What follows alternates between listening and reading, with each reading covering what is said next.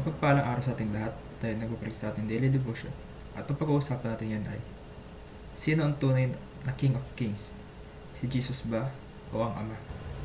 Sa Revelation chapter 19, verse 16, on his robe and on his thigh, he has this name written, King of Kings and Lord of Lords.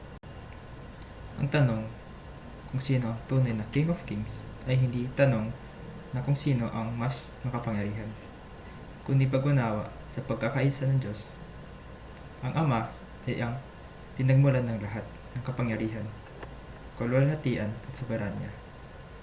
Ang kanyang paghahari ay walang simula at walang wakas, at walang nilikha ang mga paglilimit o mga pagbabago sa kanyang kalooban.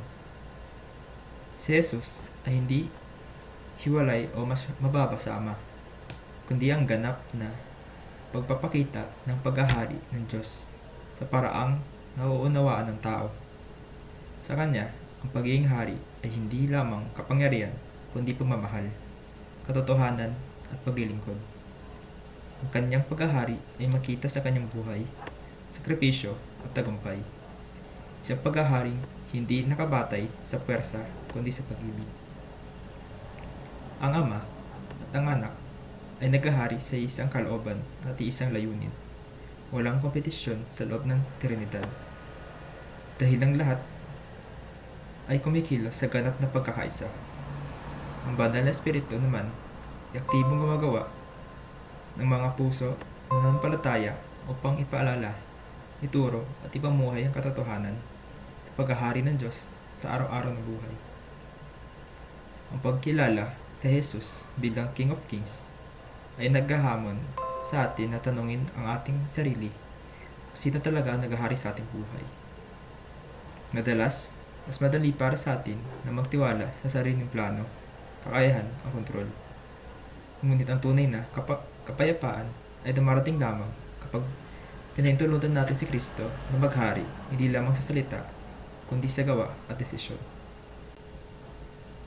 Para sa ating tatlong aplikasyon, ang una ay isabuhay ang araw-araw na pagsuko sa Diyos sa pamamagitan ng malay na pagpili na ipaubaya sa Kanya ang mga desisyon, alalahanin at plano sa buhay.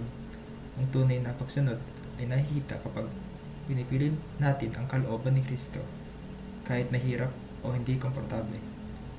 Ang pangalawa ay mamumuhay sa ilalim ng pamamahala ni King Jesus sa paraang ang ating mga salita, ugali at pakikitungo sa kapwa ay sumasalamin sa Kanyang paghahari. Kapag Siya ang hari ng ating buhay, ang ating mga gawa ay magpapatunay na tayo ay mga tagasunod ng Kanyang kaharian.